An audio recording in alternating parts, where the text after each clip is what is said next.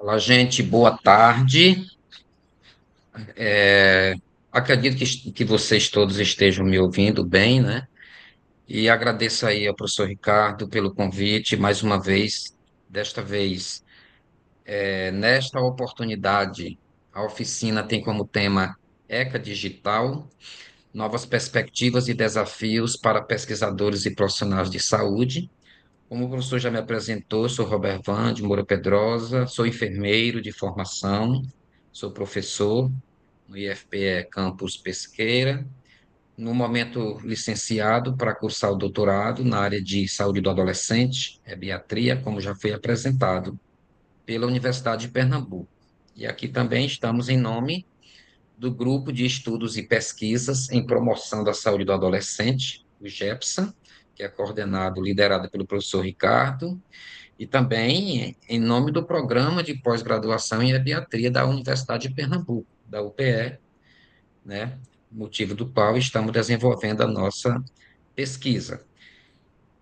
Apesar do tema trazer desafios para pesquisadores e profissionais de saúde, mas falar do ECA digital é falar para toda a sociedade. É uma demanda da sociedade brasileira, da sociedade mundial, né? A perspectiva do adolescente. Diversos países já têm tomado caminhos semelhantes a que o Brasil vem tomando, né? Nós vamos ver, discutir isso melhor ao longo da apresentação, mas dizer que, enquanto pesquisador na área de saúde do adolescente, as mídias digitais são um desafio para a saúde pública, para a saúde escolar, para o direito, para os governos, a gestão pública, enfim, né? Uma verdadeira pandemia, e a literatura científica tem mostrado desfechos deletérios na saúde desses adolescentes. E aí, especificamente, vamos nos deter ao novo Estatuto da Criança e Adolescente Digital, né, o modo que foi aprovado ainda em 2025, em outubro, mas entrou em vigor a partir de março de 2026. Foram 6 meses aí para, em tese, as plataformas digitais se adaptarem, a sociedade conceber a proposta, atores públicos, gestores, professores, profissionais de saúde, educadores de um modo geral. Tá? É um tema abrangente, com certeza não se encerra numa oficina como esta. É inegável o uso das mídias digitais por adolescentes, né? As mídias digitais fazem parte da rotina das pessoas. Nós estamos aqui, todos nós, neste momento, na frente de uma tela.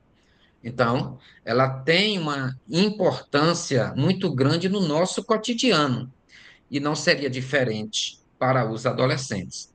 Então, para a socialização, eles usam muito as telas, né, as mídias digitais para se socializarem, usam para as atividades escolares. Imaginem se não fossem as mídias digitais na época da pandemia, inviabilizava, né, a prática educativa, o ensino, tanto na educação básica quanto na educação profissional, nas universidades.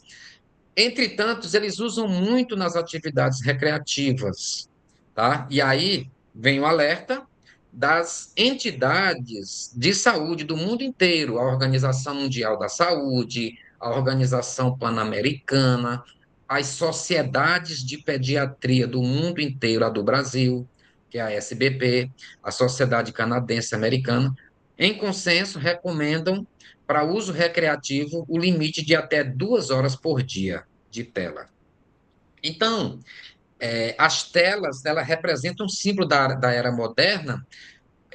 E o que é o tempo de tela? É aquele tempo que o indivíduo gasta na frente de uma tela, que pode ser uma televisão, pode ser um notebook, um tablet, um videogame, qualquer dispositivo eletrônico que emita som ou imagem, pode ser qualquer dispositivo eletrônico, tá? Então, esse tempo, ele é considerado como tempo de tela.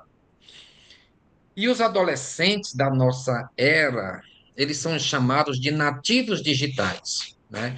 Quem nasceu nas décadas de 70 para trás, eu diria que, como eu, né, tem o privilégio de ter vivido dois importantes momentos da humanidade, a era pré e a era pós-digital. Essa geração é chamada de geração Y, tá? Até meados dos anos 80. Entretanto, a partir dos anos 80 vem a geração Z, né? Que ela vai até os anos aí de 95 a 2010, tá? Então, essa geração daí para cá são chamadas de nativos digitais, a geração Z e a geração Alpha, que são os que nasceram de 2010 para cá. Tá certo? Então, esse só conhece o mundo digital, não tem nenhuma percepção do mundo analógico como foi vivido pelas pessoas mais velhas. As rotinas de saúde, incluindo a mídia familiar, o tempo que a família, que o pai, que a mãe também passa nas telas, né? Isso determina muito a primeira infância da criança. Então, ela reproduz muito o que o pai e o que a mãe fica ali na tela também. Então, é muito importante os pais também se policiarem nessa questão, pelo hábito de reproduzir aquele comportamento. E aí as mídias digitais por adolescentes no Brasil é inevitável. Hoje elas têm acesso, apesar das diferenças culturais, regionais, sociais, econômicas, ou seja, o Brasil é um país muito diverso, de extensão continental, mas 63,9% da nossa população, elas estão conectadas, tá? Usam mídias sociais, tá? No mundo, em 2025, mais de 5 bilhões de pessoas já usam, desde lá, já usam mídias digitais. No Brasil, uma média de 92% de crianças e adolescentes utilizam mídias digitais, claro, com diferenças regionais. Então, no Brasil, nós temos um observatório que é chamado o TICS Kids Online, na verdade, é um observatório internacional. Ele tem sua versão brasileira, a nível de América Latina, países europeus, da América, enfim. É patrocinado pela Unicef e ele tem a função de monitorar, acompanhar toda a utilização, o padrão de consumo de TICs, de tecnologias de informação e comunicação. E aí, esse levantamento anualmente que é feito, tá? A gente vê que no Brasil, apesar da região norte ter questões ainda de áreas remotas, mas 85% das crianças e adolescentes da região norte já têm acesso às mídias digitais. Então, podemos dizer que o mundo todo hoje é conectado. E aí predomina o telefone celular, um pouco menos a televisão, e aí vem computador portátil, computador de mesa, videogame, tablet. Isso é um recorte muito da nossa diversidade social, ou seja, o nível socioeconômico, as diferenças socioeconômicas, desigualdades, elas também traduzem dificuldade no acesso a determinados dispositivos. Inteligência artificial, uma pesquisa recente, essa aqui já é de 2026, também do TICS Kids Online Brasil, 65% dos usuários da internet entre 9 e 17 anos já usa o IA generativa. Então, vejam, é uma explosão digital, na verdade, a gente pode dizer, tá? De acesso à informação em tempo muito rápido, com dispositivos que hoje a grande maioria dos adolescentes tem um celular. Portanto, para que eles usam a internet generativa? Pesquisas escolares, a maioria, que bom, procura por informações, criar conteúdos e também falar sobre problemas pessoais e suas emoções. Então, com muita surpresa, né? 65% dos nossos adolescentes já utilizam as inteligências artificiais generativas. Telas e mídias digitais são um símbolo da era moderna, sim. Entretanto, alguns países já estão repensando o investimento que foi feito na digitalização do ensino. Tá? Países de primeiro mundo, estou falando aqui da Suécia, tá? Que já está retomando a política de voltar com o livro físico. em substituição ao investimento em tecnologias digitais. Por quê?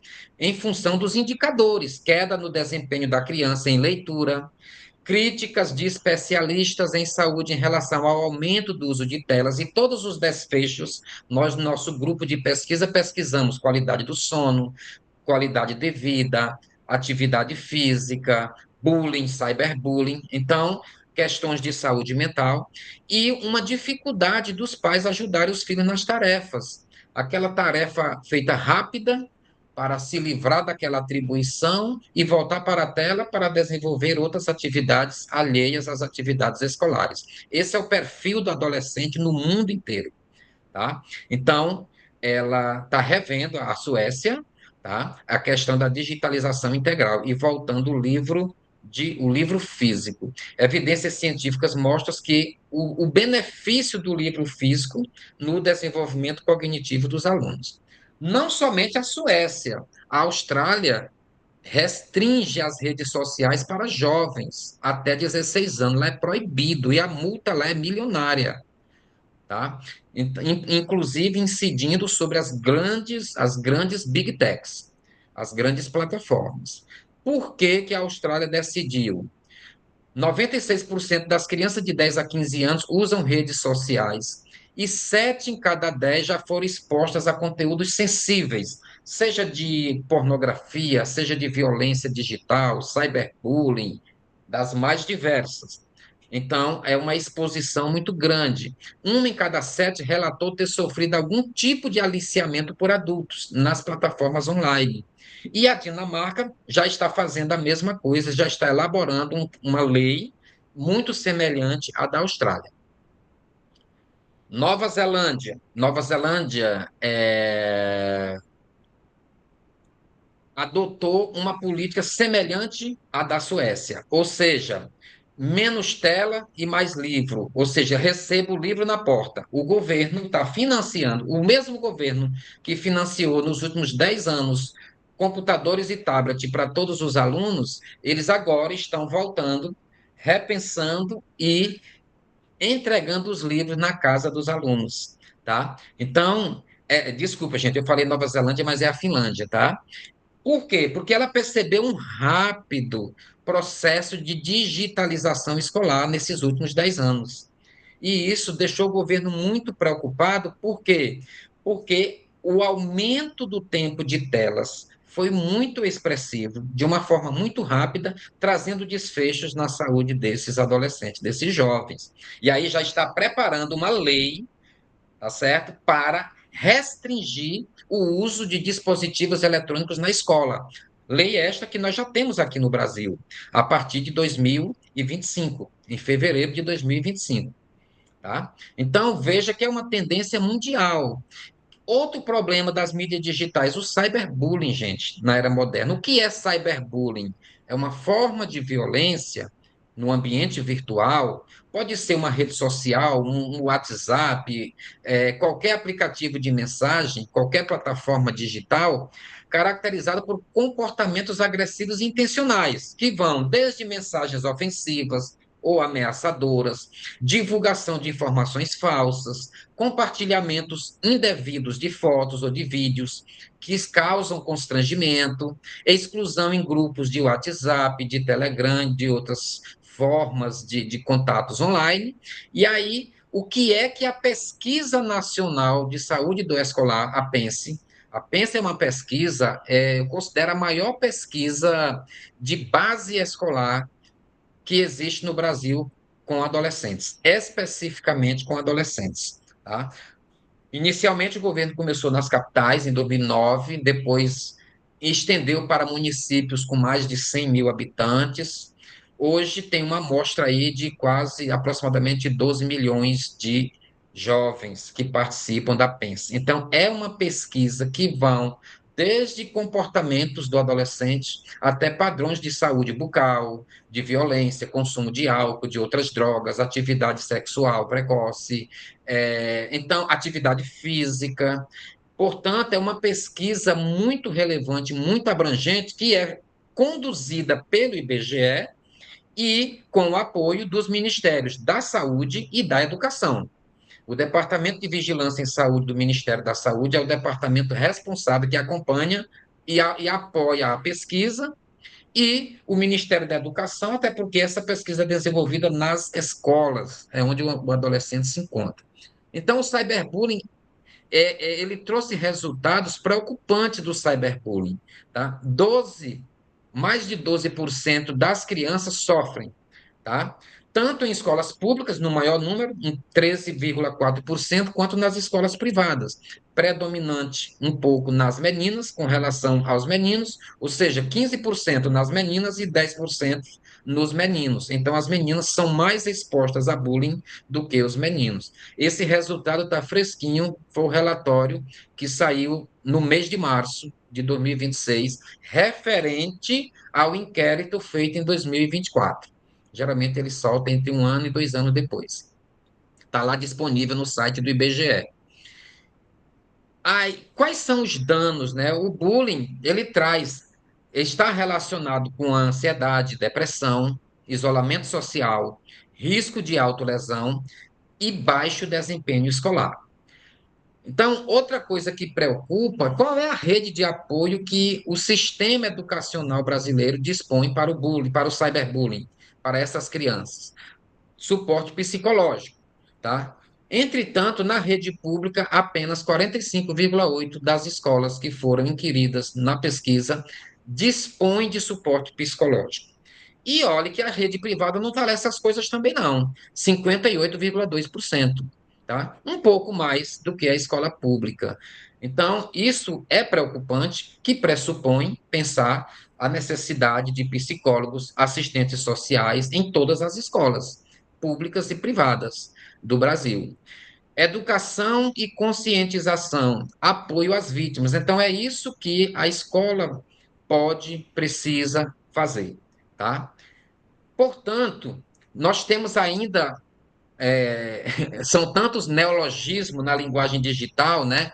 Os dark patterns, ou seja, padrões obscuros para vender produtos, não só para adolescentes, mas para qualquer pessoa, mas eu estou falando especificamente de adolescentes. Então, esses padrões obscuros são estratégias de design e interface digital criadas intencionalmente para manipular e induzir o usuário a consumir aquele produto, fazer compras indesejadas, assinaturas difíceis de cancelar, compartilhamento excessivo de dados.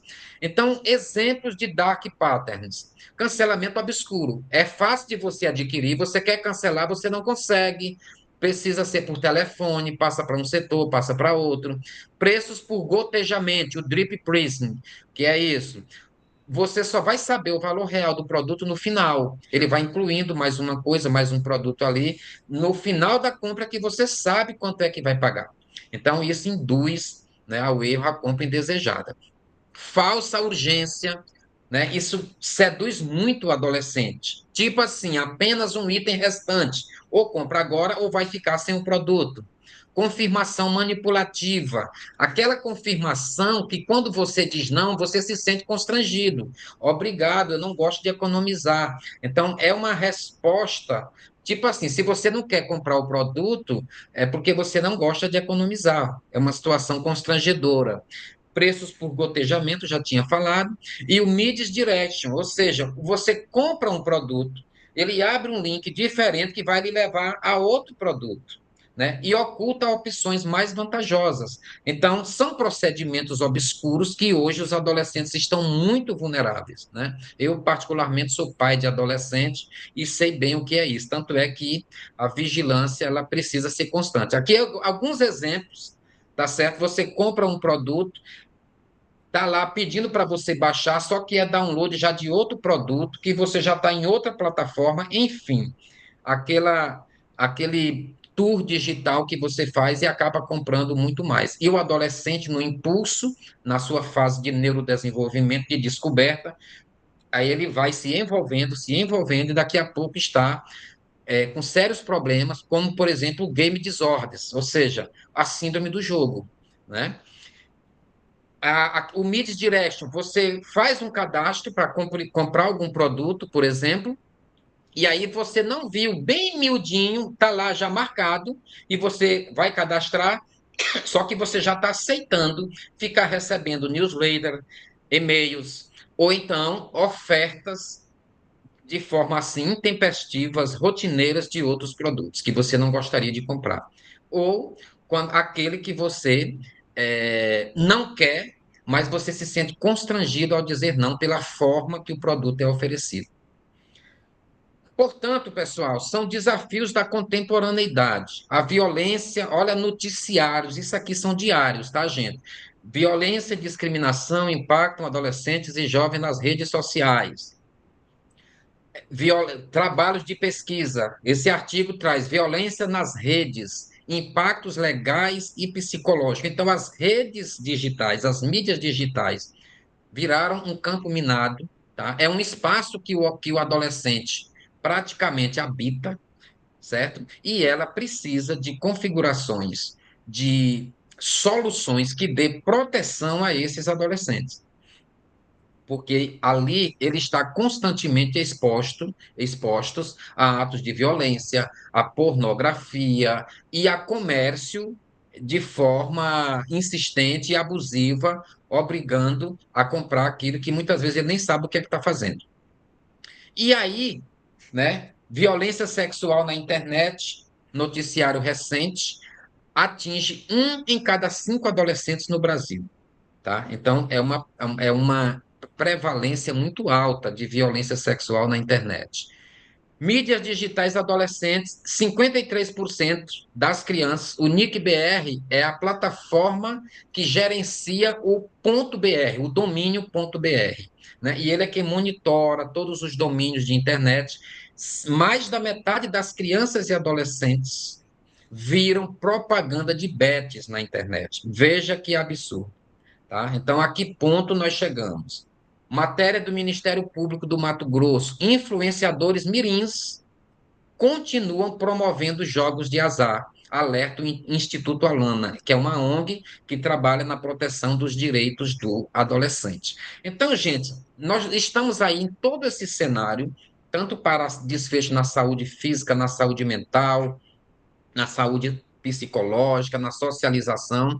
Portanto, finalmente, o Brasil precisou de um instrumento legal que pelo menos disciplinasse, tá, e protegesse o adolescente no ambiente digital. É o ECA digital.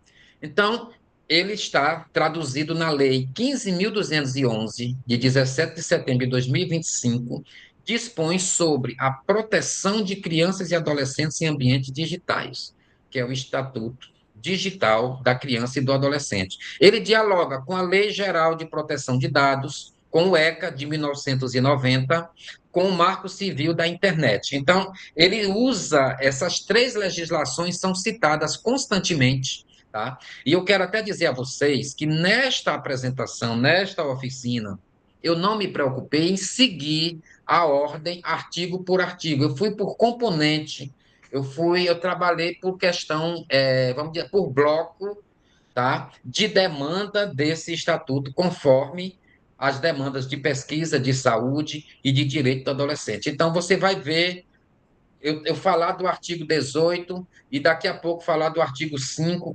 Não é esse, até porque no próprio documento, tá, ele está bem cheio de idas e vindas nessa questão da proteção, na questão do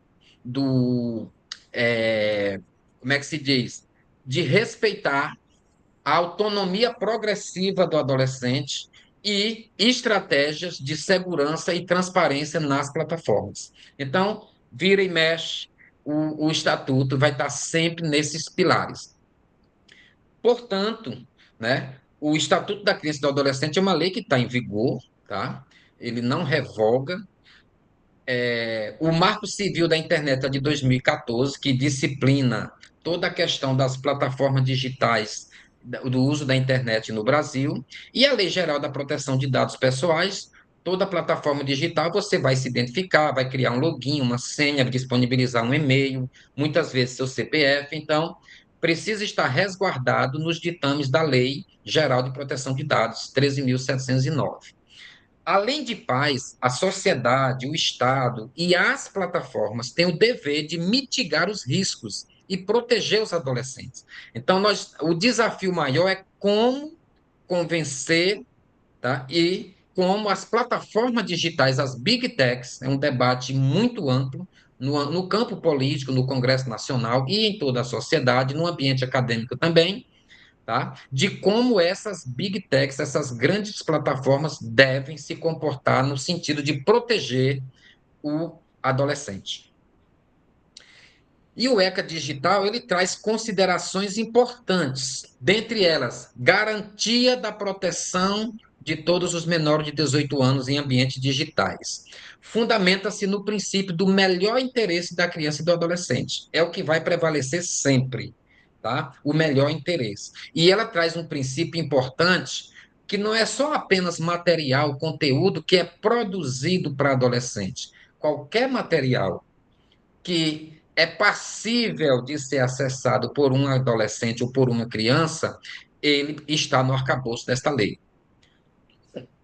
Impõe deveres rigorosos para a prevenção, segurança e privacidade de todos os fornecedores de produtos e serviços de TI no Brasil e reforça algo muito importante, que é a supervisão parental, obrigando as plataformas a adotar mecanismos transparentes, seguros e invioláveis, criptografados, tá? Para que o pai ou a mãe possa monitorar, tá? Tudo que a criança e o adolescente está assistindo, consumindo ou compartilhando, ok? Isso é uma coisa muito importante, tá? Que eu torço muito para que, no rigor da lei, ele seja efetivamente cumprido.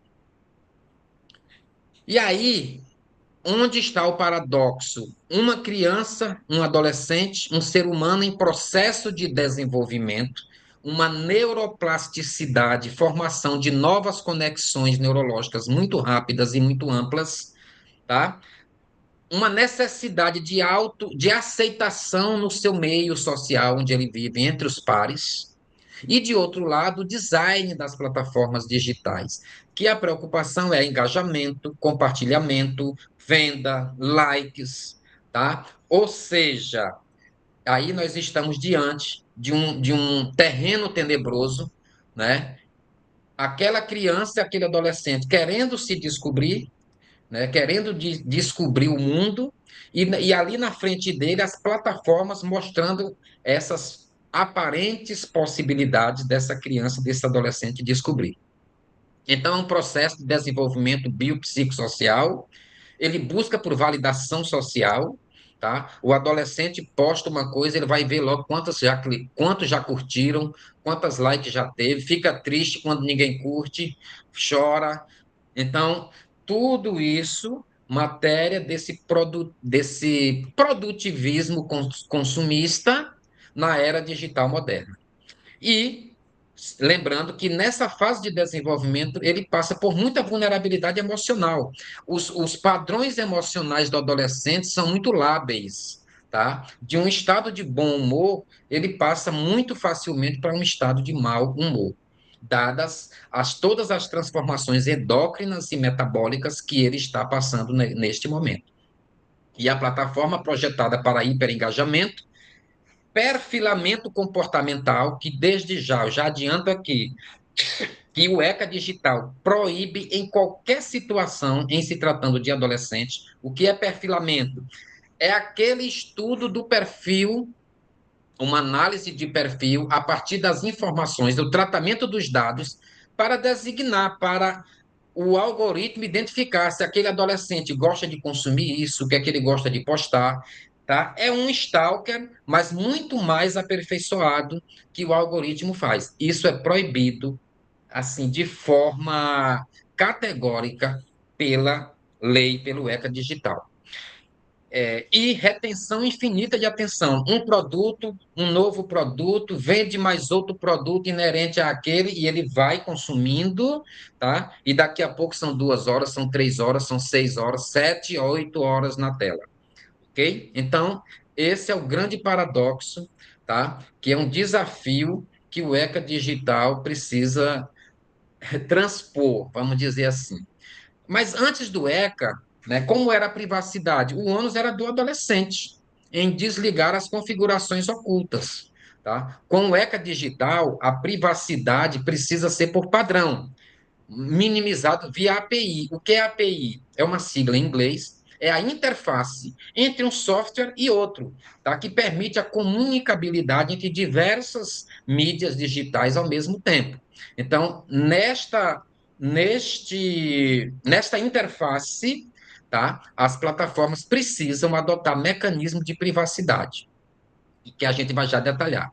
O design da plataforma era uma rolagem infinita, autoplay, o foco era em reter a atenção.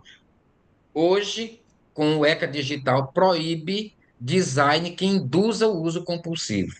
Tá? Alertas de limite de tempo, elas precisam mandar. Tá? O sistema precisa ter crítica, emitir alertas. Publicidade, microdirecionamento baseado em vulnerabilidades emocionais e perfis antes do ECA, e aí o perfilamento digital permitia mapear, identificar quem eram esses adolescentes, e hoje, no ECA digital, ele bane totalmente o perfilamento comportamental, tá? E análise emocional para anúncios. Isso é muito utilizado para vender produtos, Roblox, é, e jogos digitais, né, que os adolescentes utilizam. Remoção dos abusos, né? Eram longas batalhas judiciais, tá certo? E hoje, com o ECA Digital, ele prevê a remoção obrigatória, tá, da plataforma, independentemente de ordem judicial. Então, a gente pode considerar um avanço essas etapas que foram superadas. Acesso provável. Então, eu tinha falado agora há pouco que o ECA digital ele versa sobre qualquer produto que o adolescente, de alguma forma, pode acessar. Apesar do conceito de acesso provável ser muito vago, ser muito subjetivo, tá? Mas ele tem vamos dizer, alguns pilares importantes que precisam ser considerados. Primeiro, a atratividade. Então, o design, a linguagem, o marketing, o formato, o produto atrai o público infanto-juvenil? Sim. Se a resposta for sim, a facilidade, ele tem acesso, ele consegue criar uma conta consideravelmente fácil. Se a resposta for sim, e no terceiro nível de risco, se permite interações e compartilhamentos, então, se essas três perguntas forem sim, tá, a lei se aplica integralmente a esta determinada plataforma. Tá? Então, independentemente da localização, se é no Brasil, se é fora do Brasil, se o produto foi desenvolvido onde quer que seja, se ela está vendida aqui no, consumida aqui no Brasil, ela precisa obedecer os ditames dessa lei. Então, ela está sujeita. Tá? Então, como foi que o ECA. Essa discussão foi muito acalorada em 2025.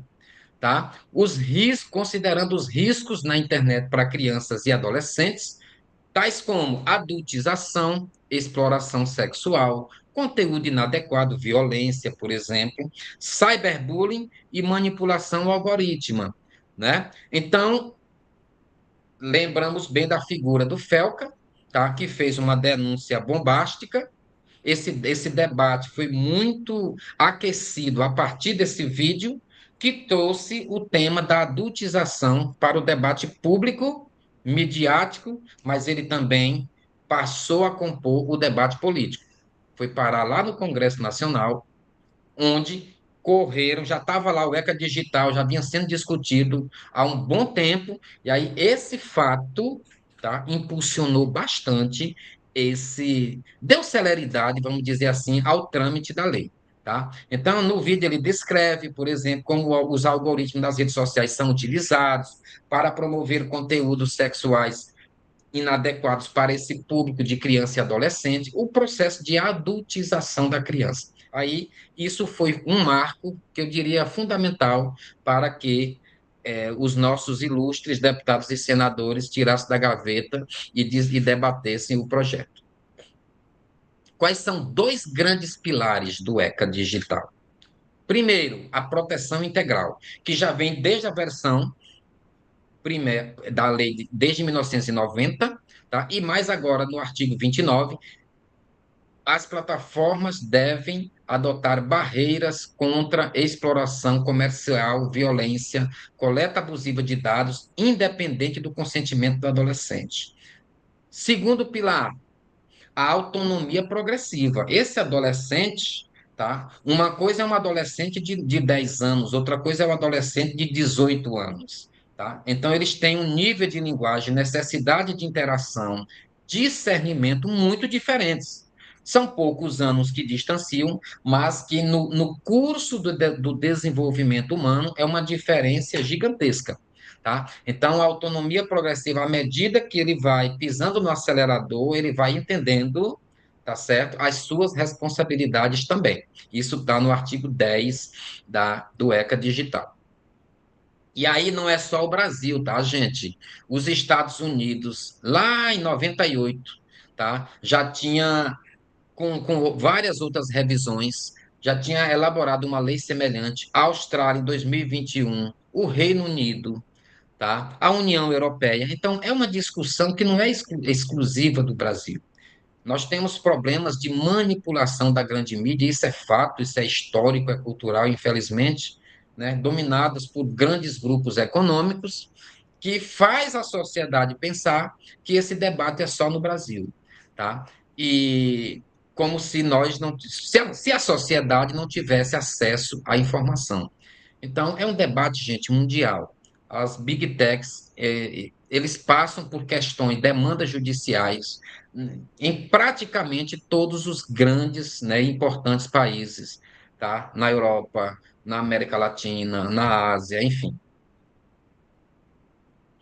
No artigo 6, a questão do risco de acesso à exposição devem ser mitigados, tá? Com recomendação ou facilitação de contato com os seguintes conteúdos. Por exemplo, conteúdo pornográfico. De forma alguma, exploração sexual, violência e assédio, indução a comportamentos prejudiciais, seja hábitos alimentares ou qualquer outro hábito de vida que não tenha nenhuma evidência científica, tá? Jogos de azar, práticas publicitárias. Então, todo esse material que vai expor a criança a todos esses tipos de violência, que não deixa de ser uma violência, tá? Eles precisam ser prevenidos e mitigados sob a responsabilidade das plataformas digitais. Claro, a responsabilidade das plataformas não exime, tá certo? A educação digital que precisa começar dentro de casa, tá? E que, inevitavelmente, ela perpassa pela escola, pelos grupos comunitários, pela família, pela sociedade. Então, é uma responsabilidade compartilhada de toda a sociedade. Até porque não adianta jogar no colo das grandes plataformas digitais, primeiro, que elas não estão preocupadas em resolver.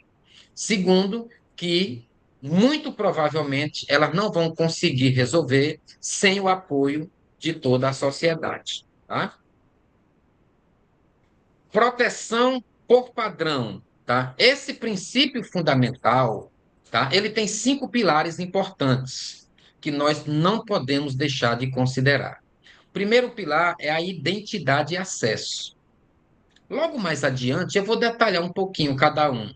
Então, quem é, qual é a idade, ele precisa, não adianta só clicar, tenho mais que 16 anos do que 18, não, não serve, não atende mais a lei atual, tá? Precisa, precisa fazer download, tem que ter o consentimento do pai ou do responsável, ou a mãe, ou qualquer pessoa maior de 18 anos.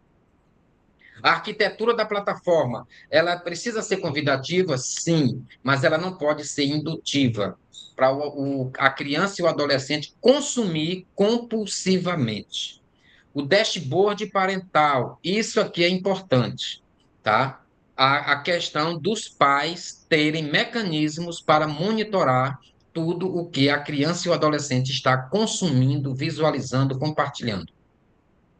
Conteúdo e monetização é outro pilar importante, que tem regras próprias, transparência e governança, tá? Isso aqui se aplica para aquelas mídias digitais que têm mais de 1 milhão de usuários, elas são obrigadas agora, com a lei, a emitir relatórios semestrais, que nós vamos já já falar do que precisa conter nesses relatórios. Sistema, o pilar um, aferição de idade, a identificação, no artigo 12 a 13 e 14. Então, os sistemas operacionais, eles precisam obrigatoriamente aferir a faixa etária via API, exigir o consentimento parental, se tratar de download, de baixar qualquer material, tá? E redes sociais, é proibida a autodeclaração, tipo, sou maior que 15 anos, que 18 anos, tá? Eles devem recepcionar o sinal da API, ou seja, da interface entre o software, para constatar que aquele indivíduo de fato tem mais de 16, 17 ou 18 anos, conforme o tipo de material que vai ser consumido, e é vedado o uso do dado etário para qualquer fim publicitário. Então, esse sistema de aferição de idade é uma responsabilidade que a plataforma precisa ter para garantir, tá, que um outro jovem não se passe por outro, ou que ele simplesmente diga que já tem 18 anos e pode consumir à vontade material pornográfico, violento, de cyberbullying, comércio ilegal. Então, são situações que o algoritmo lá, a plataforma vai precisar oferecer, né, com toda segurança, transparência, rastreabilidade, criptografado que a situação exige. No segundo pilar, ele precisa adotar uma arquitetura anticompulsiva e preventiva. Como é isso? Ele lista tudo que é proibido e lista tudo que é obrigatório. Tá? O que é proibido? Reprodução automática de conteúdos de material. Tá? Designer de dependência. O que é design de dependência? Uma plataforma, tá? Que tenha ferramentas que induza a criança ou adolescente a consumir cada vez mais. De um tipo, jogos eletrônicos. Ele começa, aí abre uma caixa de novo jogo, aí abre outra. Então, essa reprodução automática, esse sistema, ele não é mais permitido na atual legislação. E o que é obrigatório? Controle de recomendação. Vai ter que dizer, isso aqui é para maior de 18 anos, isso aqui não pode, isso aqui pode. Então, sistemas um pouco mais rígidos, tá? A fim de prevenir o uso compulsivo da mídia digital. Restrição de geolocalização é uma delas, é obrigatório, tá? Até para que a criança ou adolescente não possa ser monitorada de repente para alguma atitude de violência, tá? Até física, e aí a geolocalização ela é restrita em se tratando de criança e adolescente. E sistema de bloqueio prévio, tá? Então são algumas das estratégias anticompulsivas que o artigo 8º do ECA Digital traz. Padrão parental, né, o dashboard parental. Ou seja, são as métricas onde o pai e a mãe possam acessar. Quantas horas meu filho passou no Instagram? Ele precisa conseguir monitorar no TikTok, no qualquer outra ferramenta digital. Comunicação, identificação se algum perfil adulto interagiu, tá, com o menor. Transação, compras online, precisa estar restrita em plataforma que é usada que foi logada por um adolescente. Transparência, a criança deve receber aviso claro e didático de que as ferramentas estão ativas, tá? Que muitas vezes o que acontece? Aparentemente ela está desativada, mas na verdade ferramentas de compras, por exemplo, de compra online ou de acesso a determinados produtos, ela já fica. É tipo assim, se eu cliquei, se eu dei um OK, é como se eu estou aceitando todos os termos, né, daquela plataforma. E aí, esse acompanhamento, esse dashboard parental, estão nos artigos 17 e 18, tá? Onde qualquer indivíduo com mais de 18 anos responsável por aquela criança ou aquele adolescente possa rastrear, com toda facilidade. E é vedado criar interfaces que enfraqueçam essas ferramentas de supervisão. Está muito claro nesses dois artigos aí. Matriz de proibições, tá? O que é ilegal? Gente, claro, violência, pornografia, jogos de azar, monitoramento oculto, perfilamento, que nós já falamos, análise emocional, que o perfilamento, ele consegue também identificar um pouco do perfil emocional dessa criança, desse adolescente, monetização de erotização e os chamados loot box, as caixas de recompensa, totalmente proibido lá no artigo 20. O que é isso? Os loot box são ferramentas, tá, de recompensa. A criança está brincando, está jogando, ele compra mais um produto, só que ele não sabe o que é. Pode ser, por exemplo, um jogo de guerra, pode ser um soldado a mais, pode ser um valor em dinheiro para o jogo, só que ele não sabe o que é. Qual é o objetivo desses loot boxes? Tá? O uso compulsivo daquela mídia. Ele vai estar sempre querendo usar mais. Portanto, eles estão terminantemente proibidos, vedados na legislação. Tá? Constam práticas comerciais, conteúdos e funcionalidade proibidas. Ou seja, tudo o que induz a criança e o adolescente a comportamentos que vão de encontro o uso racional das mídias digitais, tá? E aí vem comportamentos violentos, comportamento, erotização, com qualquer tipo de cyberbullying, tá? Eles são terminantemente proibidos. Mas, Robervan, vai acontecer alguma coisa com essas plataformas? A lei prevê, tá? Multas que pode chegar até 10% do seu patrimônio.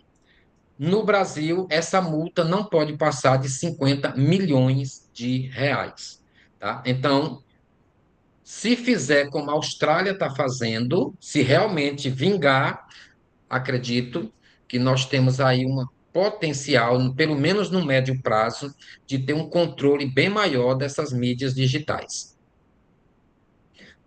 O pilar 5 é a transparência e escrutínio público, ou seja, a chamada responsabilidade solidária. A regra do 1 milhão diz o quê? Todo provedor com mais de 1 milhão de usuários de crianças e adolescentes no Brasil, eles precisam emitir relatórios em português, semestrais. Quantas denúncias teve? Quais foram as providências que eles tomaram? O que deve constar, né? Denúncias, eficácia de medidas técnicas, medidas de segurança, quantas contas ilícitas infantis eles identificaram, isso é obrigatório, está na lei também, lá no artigo 31, e os resultados da avaliação de impacto em relação ao padrão de consumo dessas mídias, né, e potenciais riscos à saúde mental desses adolescentes. E aí, outra coisa importante que é para nós, pesquisadores, né, a obrigação legal de permitir o acesso gratuito dos dados internos, garantindo o anonimato, sem fins comerciais, para pesquisas acadêmicas ou jornalísticas sobre o impacto desses produtos. Por exemplo, quero fazer qual é o impacto do uso do Instagram no padrão de sono dos adolescentes. O impacto, então, o Instagram, mediante aprovação em comitê de ética, tudo bonitinho, tudo como tem que ser, tá? Ele tem a obrigação de disponibilizar os dados de acesso para esses pesquisadores, tá? Da mesma forma para os jornalistas. Exceções. Tá? Quais são os serviços isentos de responsabilidades solidárias? As plataformas de streams, gente. Por quê? Porque o serviço é baseado em conteúdo previamente selecionado, é fechado, tem direito autoral, os produtos são licenciados, portanto, eles não são tratados como rede social aberta. Quais são eles? Netflix, Globoplay, Prime Video, HBO Max, Disney+, enfim, essas plataformas de streams, né, que são pagas.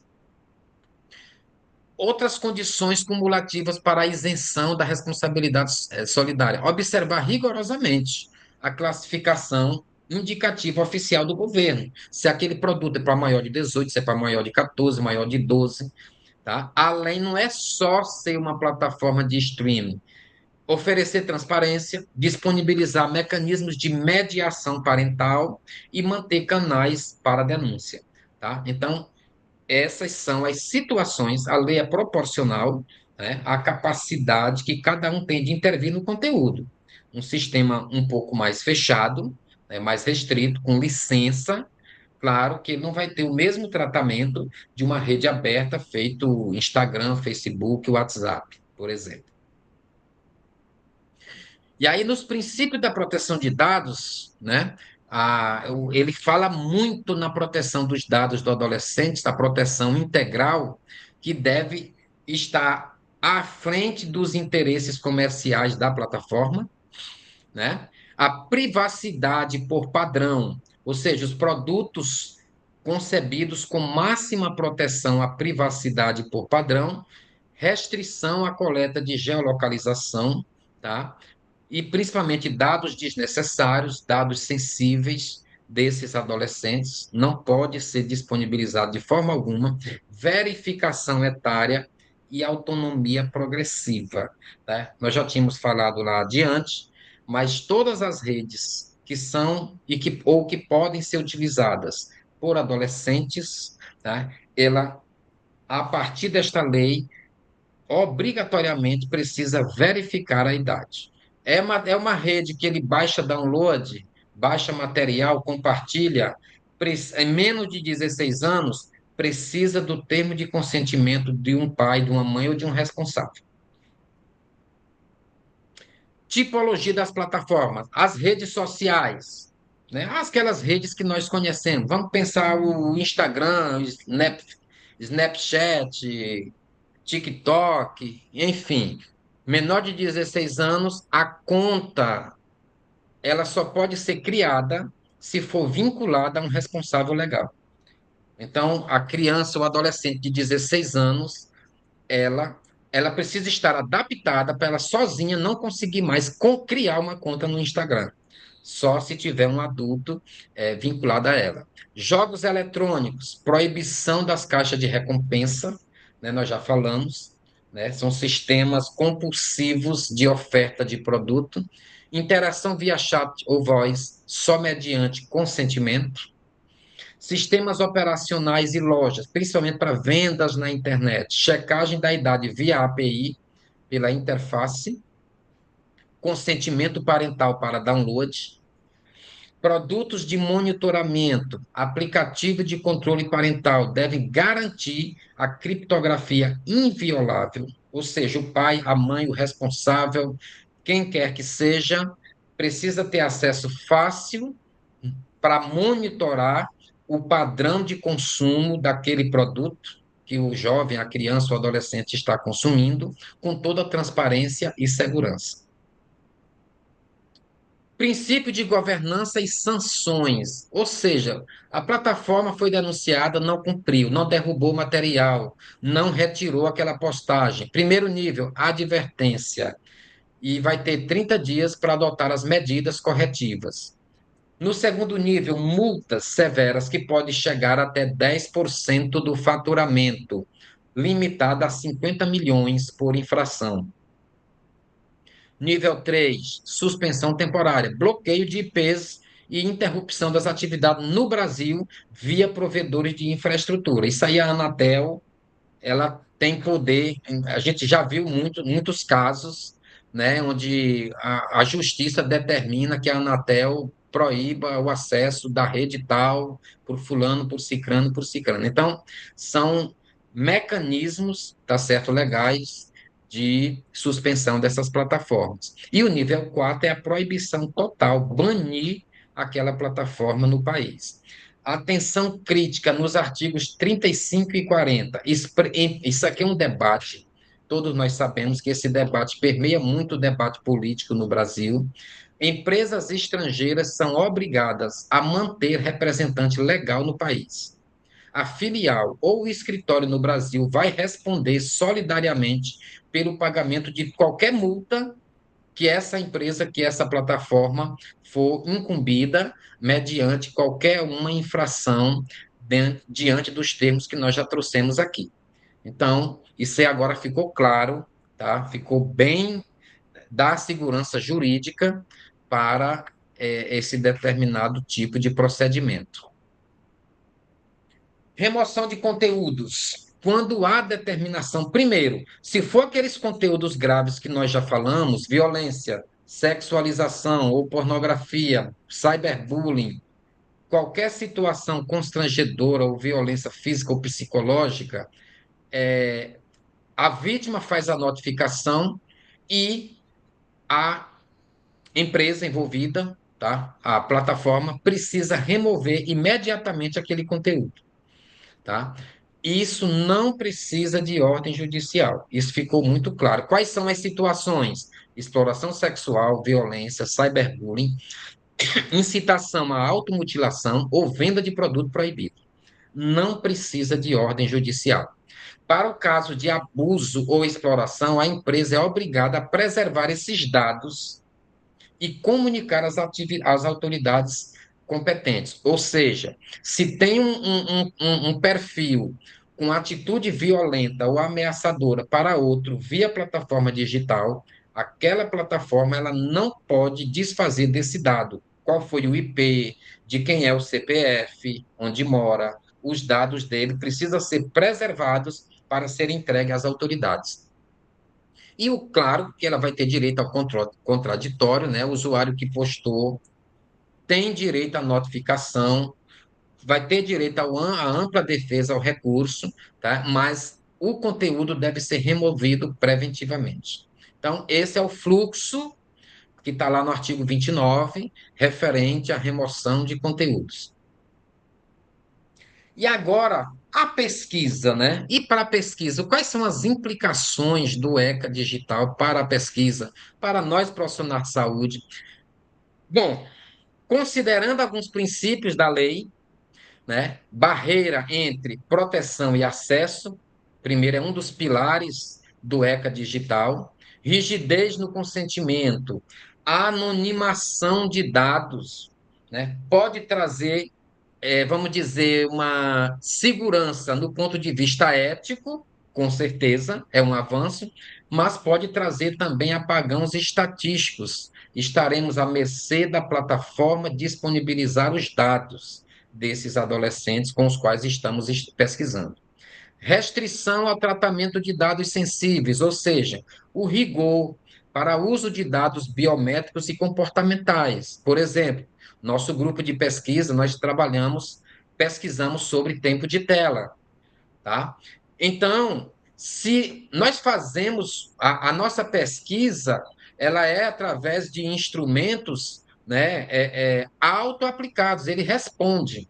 Mas se fosse um procedimento biométrico, por exemplo, atividade física por acelerômetro, um equipamento que monitora a atividade física, ou com relação à qualidade do sono, com a polissonografia, com equipamentos biométricos, né? Então, o uso das mídias digitais no tratamento dos dados sensíveis, vamos dizer assim, aumenta essa conformidade ética, né? Principalmente com pesquisa de neuroimagem, como nós já falamos, eletroencefalograma, por exemplo, e tempo de tela. Então, a restrição no tratamento desses dados, por um lado, dificulta a pesquisa, mas, por outro, ela traz mais transparência na questão ética, dado o rigor que a lei prevê no tratamento desses dados e na segurança desses dados também. O veto dos responsáveis. Aqui tem um problema. Temas sensíveis, por exemplo, se eu vou pesquisar sobre automutilação ou sobre sexualidade com adolescentes, existe um risco de viés de seleção muito grande. Eles omitem, tá? E eles também omitem dos pais. Portanto, nós precisamos experimentar o ECA digital, né, na sua prática, Vamos ver o que é que vai acontecer. Será que nós vamos ter, quando é que nós vamos ter comitês de éticas especializados em ética digital? Né? Quando é que nós vamos chegar nesse patamar? Tá? Olha, o trabalho envolve pesquisa, mídias digitais, então o comitê de ética tem que ser aquele lá que é especializado em ética digital, por exemplo. Então, nós precisamos ver no decorrer da aplicação da lei, do amadurecimento, a sociedade incorporar, a comunidade acadêmica como um todo, a comunidade científica, para entender possíveis restrições ou possíveis avanços na pesquisa, né, mais especificamente na área de saúde, tá? É, referente ao ECA digital, por exemplo. Ou seja, os efeitos do ECA digital na pesquisa. Vai interferir? A nossa foi tempo de tela. Tá? Nós fizemos uma pesquisa com quase 2.600 adolescentes. Tá? Eu investiguei qualidade de vida, o Jânio, que está aqui, investigou qualidade do sono, a colega Luísa investigou cyberbullying, tem uma colega de iniciação científica investigando ansiedade e depressão, e por aí vai. Então, acredito eu, sendo bem otimista, que existe uma tendência para estudos longitudinais ser feitos nas escolas. Por quê? Porque a própria legislação ela vai impulsionar as escolas a elaborarem protocolos, elaborarem diretrizes escolares com relação ao uso de telas, conforme a sua realidade. Né? E quem sabe a gente possa fazer até estudos longitudinais e estudos também experimentais, e não apenas estudo de intervenção, né? E não apenas estudos observacionais, como predomina aqui no Brasil. Novos horizontes para a saúde. Auditoria algorítmica e saúde, tá? O ECA Digital impõe, obriga uma auditoria algorítmica por tudo que nós falamos até aqui. Então, pesquisadores da área de saúde podem atuar em conjunto com profissionais do direito, por exemplo. E por falar nisso, tá? Deixo aqui meu abraço de muita saudade, minha irmã que é bacharelanda em Direito, lá no Piauí, né, está aqui contribuindo na nossa oficina, a Evani Pedrosa. O sobrenome está aí, já é bem sugestivo, tá? E um abração aí, aproveito. Então, profissionais de saúde, essa interdisciplinaridade com profissionais do direito, profissionais da educação, né? Para analisar como os algoritmos, eles induzem comportamentos de risco, né? E os desfechos, por exemplo, no transtorno alimentar, na dismorfia, na autoimagem, autopercepção da imagem corporal, na qualidade do sono, no nível de atividade física, nos padrões alimentares, enfim.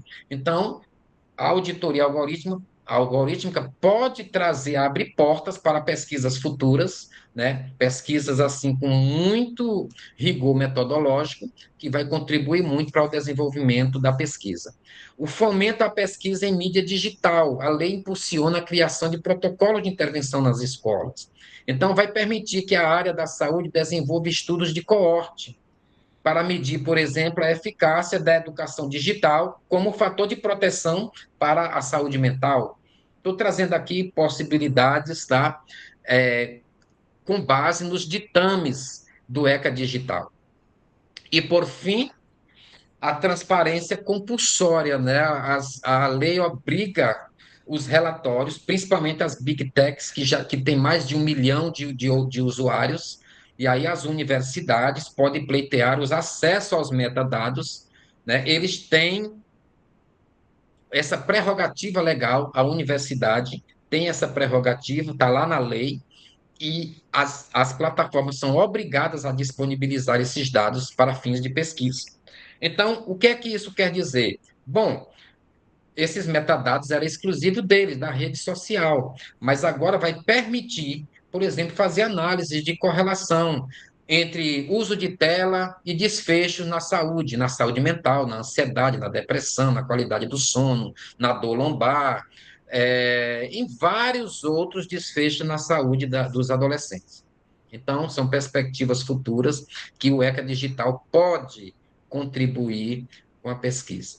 Outros possíveis impactos na ética, tá? Os CONEPs, né, os comitês de ética e pesquisa, os comitês de ética, a própria CONEP, que é a Coordenação Nacional de Ética em Pesquisa, de repente, exigir determinados comitês de éticas mais especializados em ambiente digital. Nos métodos de pesquisa, quem sabe migraremos de estudos observacionais, que são muito passivos, como o próprio nome já o designa, para modelos de intervenção, com mais engajamento do adolescente. E segurança, implementação obrigatória, né, da privacidade no, no design da plataforma em qualquer software de coleta de dados em saúde. Então, garante a segurança, o adolescente tem a certeza de que aquela informação não irá transpor o ambiente da pesquisa. Ele vai trazer, com certeza, mais segurança e mais adesão para participar. Nós fizemos um estudo observacional, foi muito difícil a experiência, mas muito produtiva. Difícil porque a taxa de adesão mesmo, em termos de cada termo de consentimento que nós entregávamos, era 10 a 15%. Onde era bom, era 15%. Tipo assim, eu entregava 100 TCLE e recebia 10 assinados. Era assim, né? O Jânio está aqui, sabe muito bem do que eu estou falando. Então, com as mídias digitais, com o ECA Digital, as plataformas disponibilizando esses dados, possivelmente os padrões de uso de mídia digital e os desfechos na saúde desses adolescentes, mediante os instrumentos psicométricos adequados, poderemos, quem sabe, desenvolver pesquisas aí que até agora nós não chegamos. E já tem produto do ECA Digital, saiu do forno, tá? Numa A2, um pessoal do Amazonas, pessoal da área do direito, né? Estava lendo esse artigo hoje de manhã, muito interessante, tá? Deixa até aqui o QR Code para quem tiver interesse, pode colocar aí a câmera do celular e baixar. Proteção de crianças e adolescentes no ambiente digital, desafios e limites do ECA Digital, tá? Esse artigo foi publicado no dia 12 de março de 2026, tá? Se quiserem, está aí o QR Code, pode encostar a câmera. Algumas considerações finais, gente, já conversamos bastante. A lei impõe forte proteção aos dados pessoais, muito alinhada à LGPD, tá? Isso é fato, tá, gente? Então, foi um avanço. Isso aí não se discute. O deslocamento do foco reativo para o preventivo, o design ético, ou seja, impondo o conceito de segurança desde a concepção. Então, é seguro, tem mais de 16 anos, tem mais de 18, tem mais de 12, conforme o tipo de produto, tá? Então, isso é muito importante na promoção da saúde, tá? Essa segurança. Para quê? Para controlar o uso compulsivo das mídias digitais. Fortalecimento da rede de proteção. Por quê? Porque a legislação empoderou conselhos tutelares, escolas, unidades de saúde, atenção básica, colegas enfermeiros presentes, né? Quem conhece o PSE, Programa Saúde na Escola, sabe bem do que eu estou falando, tá? Ganha até respaldo jurídico, né? Segurança jurídica para atuar em casos de violência digital. É uma responsabilidade ética, tá? Eu sou enfermeiro, tá lá no meu código de ética que eu sou obrigado a comunicar ao conselho tutelar qualquer situação de violência com criança e adolescente, seja ela física ou digital, tá certo? Já está no meu código de ética, mas eu tenho uma coisa muito maior do que qualquer código de ética, que é a lei, né? Os nossos códigos de ética são instrumentos infralegais, estão um pouquinho abaixo da lei, eles são normatizantes, mas eles estão abaixo da lei, tá? E agora nós temos a lei.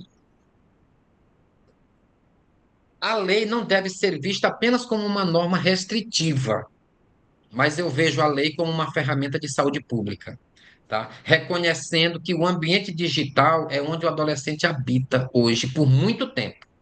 Tá? A nossa pesquisa tem mostrado isso: 9, 10, 12 horas de tempo de tela, tá? Nos dados preliminares. Então, da mesma forma que no ambiente físico precisa de saneamento básico, precisa também de saneamento básico digital, regras de convivência para garantir um desenvolvimento biopsicossocial, né, de forma sólida, de forma, vamos dizer, saudável e plena para essas crianças e adolescentes. Fortalecimento da rede de proteção, né? Nós já falamos, né? Anteriormente. Limites da lei, claro que tem suas críticas, inclusive daquele artigo que eu apontei para vocês aqui, ele traz alguns limites, por exemplo, dependência de regulamentação técnica e capacidade institucional de fiscalização. Aquela velha pergunta: será que o país vai ter perna para fiscalizar o Instagram, a Meta, por exemplo, né? E as tensões entre a verificação etária e a proteção dos dados, será que vamos ter perna para isso? É uma pergunta. Necessidade de políticas intersetoriais e educação digital. Isso é importante. É o pai, é a mãe, é a professora, o professor, tá? É a sociedade, é o profissional de saúde, tá? Mais uma vez, mais especificamente para quem trabalha na atenção primária, né? O pessoal que está lá na equipe de saúde, na equipe EMUT, que tem o educador físico, o físio, o enfermeiro, o dentista, todo mundo, tá? É preciso falar para as mães, para os pais, para as crianças, para os adolescentes sobre o uso de telas, tá? Consulta de enfermagem na puericultura até os 5 anos de idade, até 2 anos, zero tela, de 2 a 5, 1 hora no máximo, tá? De 5 a 9, 1 hora e meia, de 10 anos em diante, não ultrapassar 2 horas por dia, tá? Isso aí é consenso mundial. Nós vivemos desafios tecnológicos e desigualdade social. Então, a implementação vai depender da infraestrutura tecnológica, né? Principalmente no que refere conferir a idade e o controle parental. E aí, nas pesquisas, o risco é que as amostras podem não ser representativas, tá? Porque determinadas ferramentas, determinadas plataformas, somente uma parcela da sociedade vai ter acesso. Então, não vai representar o conjunto da nossa sociedade. E no campo da investigação, um novo campo, né, de investigação em saúde digital. Então, são essas algumas considerações que eu trouxe para vocês. Gostaria de agradecer ao professor Ricardo, meu orientador, agradecer ao grupo de pesquisa, a todo mundo, não vou citar nome, como eu não vejo, não sei quem está, só estou vendo a apresentação, mas todos e todas sintam-se abraçados e abraçadas. O programa de pós-graduação em Ebiatria da Universidade de Pernambuco. E, claro, não poderia deixar de agradecer a todos vocês que estão aqui participando desse momento de diálogo. E aqui deixo os contatos, tá certo? O contato do grupo de pesquisa, tá? O GEPSA, tá aí, Psicometria UPE, quem quiser seguir lá no Instagram, tá aí, e fiquem à vontade, e muitíssimo obrigado.